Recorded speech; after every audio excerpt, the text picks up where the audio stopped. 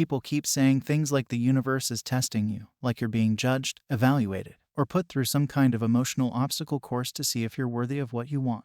But what if that's not true at all? What if you've never actually been tested? What if what you're calling a test is just a mirror, showing you who you still believe you are? That's not punishment. That's information. That's your reflection revealing what part of the old identity is still running the show, quietly, subtly, underneath all the effort to manifest something new. And that's where the real power lies. Because once you see that it's not a test, you stop trying to pass it, and you start understanding what it's pointing to. This changes everything. Because it's easy to feel like manifestation is this big spiritual game, where you ask for something, stay positive, and then the universe throws curveballs to see if you're serious. But that's not how it works. You're not being punished for slipping up. You're not failing because you feel doubt sometimes. What's really happening is much simpler. You're being shown the version of yourself that still hasn't shifted.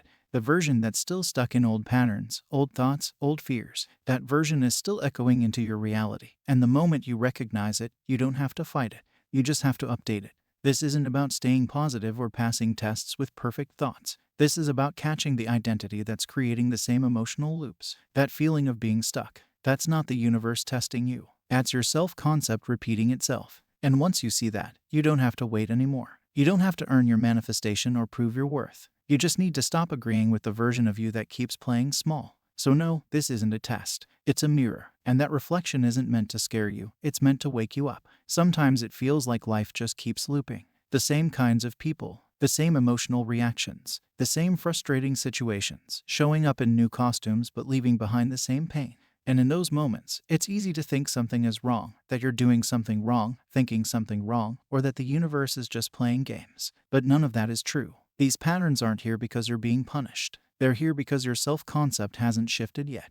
They are echoes of who you still think you are. Not on the surface, not what you say in affirmations, but what you truly believe deep down when no one's watching. And this is why it can feel so confusing. Because it looks like you're doing everything right. You're trying to stay in the state. You're visualizing. You're reading and learning and showing up. But the identity that's still sitting underneath all of that hasn't changed. So the outer world reflects that. Not to mock you, not to test you, but to show you. To bring your awareness to the place that's still holding on to that old version. And if you can pause long enough to look at what that version believes, about love, about safety, about worth, then you can stop looping. Because manifestation doesn't respond to what you want. It responds to who you are being. And sometimes, who you are being is the same version of you who's still waiting, still doubting, still thinking they need to fix something before they can be chosen or valued or successful. But once you realize that all these patterns are just reflections of that version, you stop blaming the outside. You stop fighting the mirror. And you start turning inward, not to force change, but to become aware of what you've been unconsciously agreeing with. That's where freedom begins. Not when the pattern stops showing up, but when you stop identifying with the version of you who keeps attracting it. Because nothing is chasing you. Nothing is testing you. The outside is just echoing the inside. And once the inside changes, the echo fades. When life feels hard, when things fall apart right when they were starting to look up, the mind instantly asks, why is this happening to me? But that's the wrong question. The real question is, who do I still think I am? Because the outer world is always catching up to your inner identity. Always. And if you're still walking around, even unconsciously, thinking you're not good enough, not worthy, not chosen, not important, then you will keep running into moments that confirm those exact stories. Not because the world is cruel, but because your self-concept is a magnet. It pulls in experiences that match your assumptions about yourself. Even if you're doing all the right manifestation techniques, if deep down you still see yourself as the version who has to beg, prove, chase, or earn love, then that's the version life will reflect back to you. And the worst part is, you won't even realize it's coming from you. You'll just think, why is this person pulling away? Or why do I keep losing what I want right when I get close to it? But underneath every one of those moments is the same quiet assumption that's been running the show for years. This is why real change doesn't come from forcing better behavior or trying to stay high vibe all the time.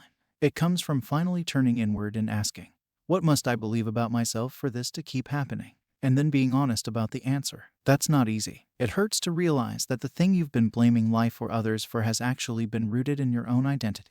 But it's also the most freeing thing, because once you see it's coming from within, you can actually do something about it. You don't have to fix every thought. You don't have to heal every wound before you're allowed to feel loved or chosen or abundant. But you do have to stop agreeing with the version of you that feels undeserving of it. That's where the shift begins, not in the world, but in your identity. And once that version no longer feels like you, the reflection has no choice but to change. Because it was never a test. It was just showing you the story you were still living from.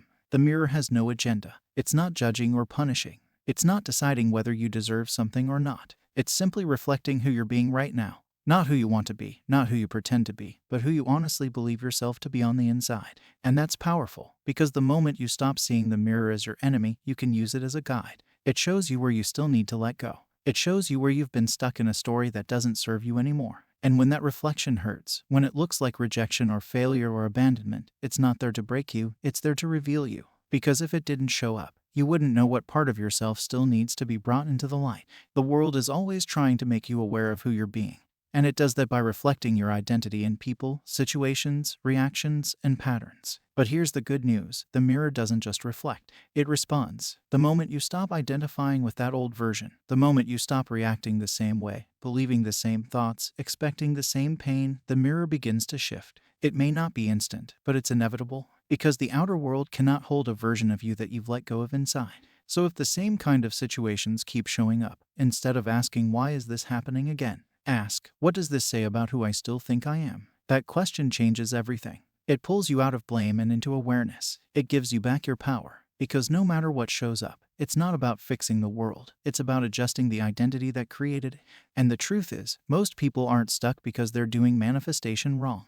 They're stuck because they're still being the version of themselves that doesn't believe it can be easy, that doesn't believe it's allowed, that doesn't believe they're enough just as they are. But once that version stops being you, the world won't be able to reflect it anymore. There comes a point where constantly trying to prove that you've changed becomes the very thing keeping you stuck. Because trying to prove something still comes from the version of you who doesn't feel fully certain yet. It's still rooted in doubt, and needing the outside world to give you confirmation before you believe it for yourself. But real change doesn't happen when you convince the world you've changed. It happens when you no longer need to prove anything to anyone, not even yourself. Because when you truly shift states, when you fully step into a new identity, the need for proof dissolves. You don't chase signs. You don't check if it's working. You don't ask if you're doing it right. You just live from it. It feels normal, natural, unquestionable. That's when everything starts moving. Because now the mirror doesn't see someone who's hoping or doubting or waiting.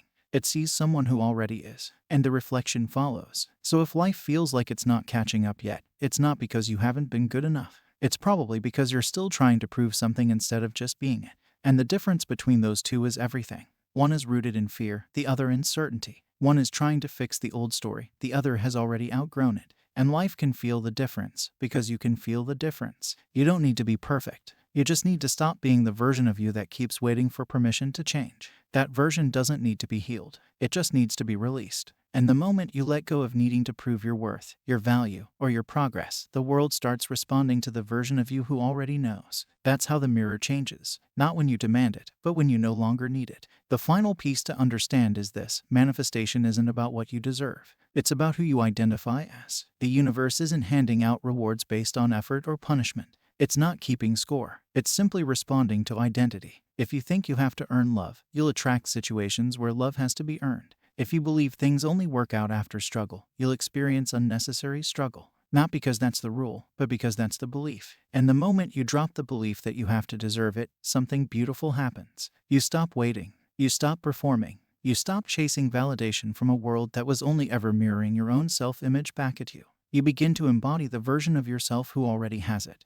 Not because they forced it, not because they passed a test, but because they simply remembered who they are. That's the core of all of this. You're not becoming something new. You're remembering what was always true beneath the fear, the doubt, the overthinking. You're returning to the version of yourself that doesn't need to ask for permission, doesn't need to prove their worth, and doesn't need to check if the manifestation is coming, because it's already done in their mind.